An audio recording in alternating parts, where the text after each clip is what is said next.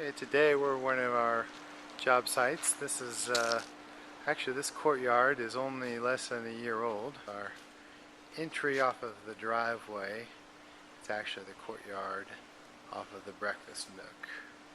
So we come through the pool area on access with the spa. Junior put in a couple flowers today for a little party. We have a rectilinear pool with the cabana on the back side, which we designed with the overhead structure. With a little scale to the back side of the pool. Hanging baskets. This is a rough time of the year for color. We have a little bit of perennial back there, but you can see how we've used some really nice Haddon stone pots on the pedestals. The pool is actually sunk 12 inches below the deck. You can see the spa is on axis with the main room of the house, main living room. You see how we've created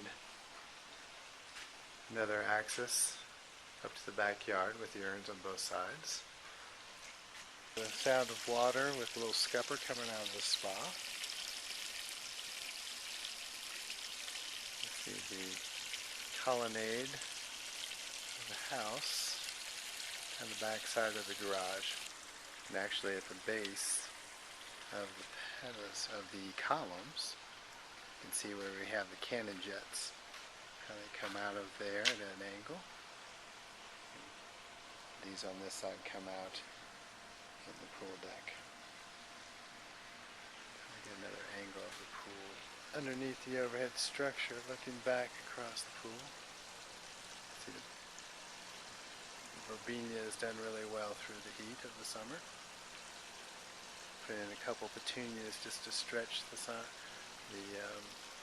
season here before we get into the winter color of the pansies. From this angle you see the colonnade that we've created at the end of the pool, looking across to the cabana area. View from the sitting area of the cabana, you see the two scuppers on each side of the spa and all the colonnades. I'm going to show an example of the manufactured rock used against the backside of concrete block. Quickly get over here to the barbecue area and see how the warming drawers are put in, the storage drawers, and then the barbecue. Show you kind of the fireplace made out of the same material adjacent to the sitting area. See the back side is out of the same material.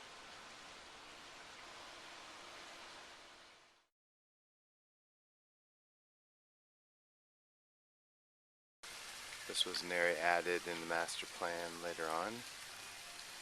There's a nice little seating area around it. We've got some natural boulders holding up. There's another angle of the seating area around the fire pit. I wanted to show some examples of some mature river birches. River birches are an underused plant in our landscapes. If the watering's correct, they're used to being on river banks, so they love to have water pumped to them.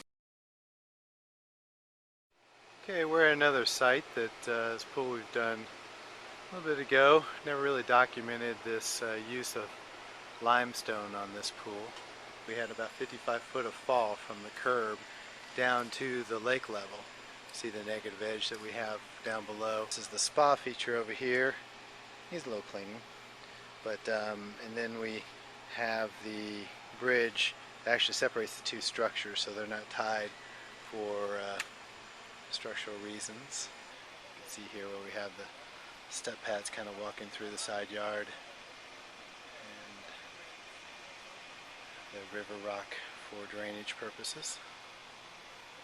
A little bit of perspective from up on the first balcony looking down on the negative edge. And the flow of the pool, and again we have that bridge that makes it look like we actually have a little waterfall under the bridge. Quick perspective of this pool from the first balcony. You can see the nice views. We have some weeping willows we put down below for a nice sitting area, but still doesn't block the views from the balconies up above to Lake Louisville.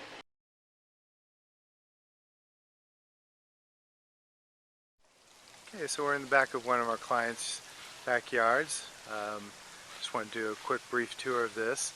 This is the guest house, which we sited with basically it's a pool cabana area, an entertainment area. Well, we've set up this natural stream that really catches the drainage of the property without having to do a bunch of piping and catch basins and so forth, and that takes it to the bottom of the hill there. We have a tennis court that we've put in another phase. But as you're at the fire pit area, as you look back at the pool on axis, we have a negative edge, and really it doesn't act as a true negative edge, it acts as a water feature. Really nice. Our pool's got the volleyball net up. We must have had a function recently. I've got the waterfalls off at this point just for the sound for the video.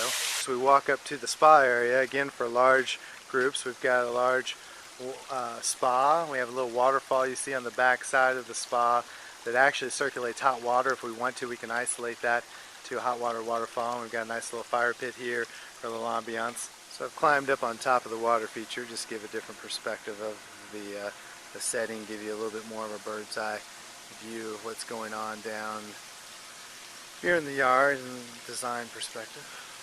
You see a nice little sitting area up here, so if you don't want to be in the spa, you can still have a nice sitting area and talk to somebody who wants to be in the spa. The large slabs of stone that we've used create a really neat path. You kind of follow that up the steps. And really the cost effectiveness of these big slabs is nice because we're not pouring a bunch of concrete and they're acting as the riser and the tread. I'm just going to walk this dry stream bed. That's kind of a continuation of what we're talking about here. I'm actually going to just walk down the middle of it. You got the New Mexico River rock. A lot of just perennials. You see the artemisia that's just been left over for years. Now we're walking this in the end of August. The yard stretches back up. Great entertaining yard. We're just going to end our tour of this one here, and we'll look forward to sharing more with you later.